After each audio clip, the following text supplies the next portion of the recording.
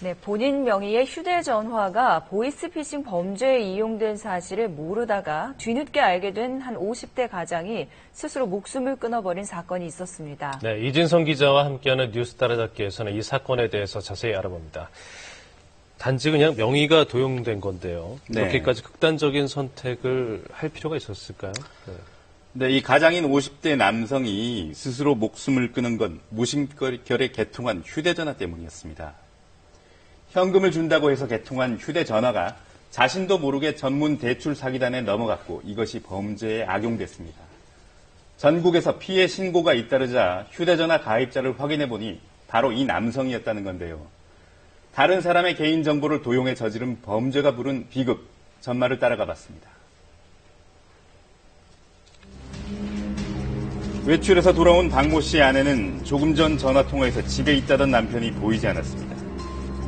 그러다 욕실에서 목을 맨 남편을 발견했는데요. 우리 아저씨가 하지 않라고 내가 죽어. 지난달 27일 58살 박모 씨는 자신의 아파트에서 숨진 채 발견됐습니다. 스스로 목숨을 끊은 걸로 보이는데요. 아주머니가 막 울면서 빨리 오라고만 하셨고 환자분님이 바닥에 내려져 있었어요. 그런데 당시 현장에 출동한 경찰은 숨진 박 씨가 며칠 전 경찰서를 찾아와 민원 상담을 하고 돌아간 적이 있었다고 기억합니다. 휴대요금 때문에 고민을 많이 하셔가지고 그 이틀 전에 사망하시기 이틀 전에 한 번 똑같은 장소에서 자살을 한번 시도를 하셨어요. 한 번도 아닌 두 번의 자살 시도, 그토록 박 씨를 괴롭혔던 건 무엇이었을까요? 뇌병변 상급 장애가 있어 몸이 불편한 박 씨는 다달이 80만 원의 생계비를 지원받는 기초생활수급 대상자였습니다. 이 돈은 두고 우리가 쓴 것 같으면 갚을게 못 갚는다. 그런 식으로 그냥 오라가 독촉할게냐 우리 갚죠. 이자고 전화가 오니까. 2달 전부터 밤낮을 가리지 않고 박 씨를 괴롭혔던 빚 독촉 전화. 어이가 없는 건 박 씨는 돈을 빌린 사실이 없다는 겁니다.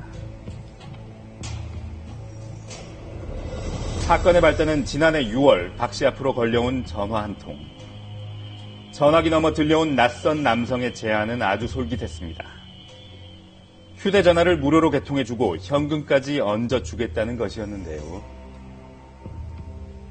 내가 이상하다. 누가 30만 원을 죽었어. 당신이 다 사기로. 그래서 또 우리 큰아들한테 전화하고 딸내미한테 전화하고 아빠 그거 사기니까 해주지 마시오. 그랬는데. 하지만 박 씨는 어려운 형편에 앉아서 돈을 벌 수 있는 기회를 그냥 놓치기엔 아쉬웠다고 생각하고 낯선 남성에게 주민번호 등 개인정보를 넘겨줬습니다. 그로부터 2달 뒤 박 씨는 자신이 보이스피싱 범죄에 연관돼 있다며 경찰에 연락을 받게 됩니다. 경찰 출석명을 받고 조사를 하면 다 알게 됐겠죠. 그전에는 몰랐고. 피해 금액이 많이 컸던 거예요? 네 군데에서 뭐 이렇게 대략 한 2천만 원 이쪽 저쪽 피해 금액이. 더욱이 휴대전화는 박 씨 몰래 2대가 더 개통돼 있었고 그 전화기 2대가 보이스피싱 범죄 조직에 흘러들어간 것입니다. 이후로도 피해 신고는 전국의 경찰서로 계속 접수됐는데요.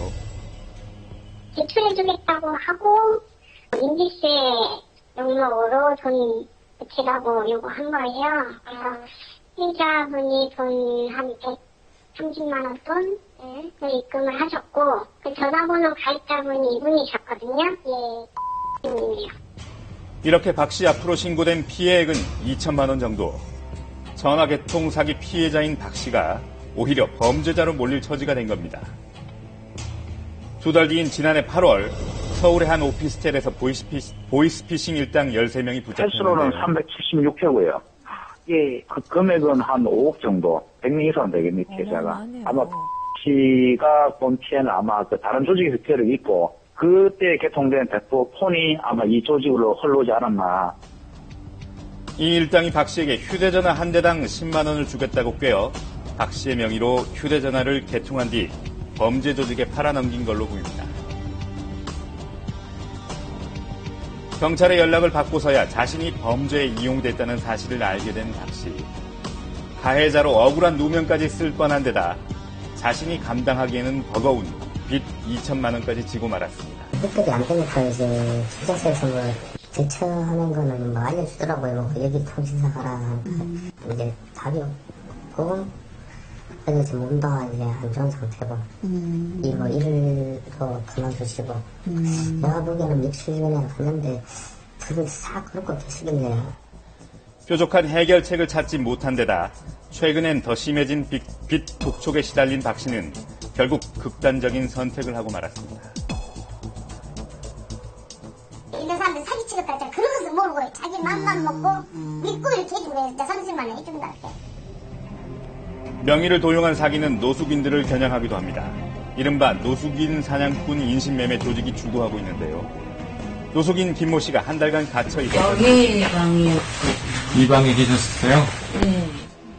인감증명서 등 각종 서류를 뗄 때만 외출이 가능했다는 김 씨.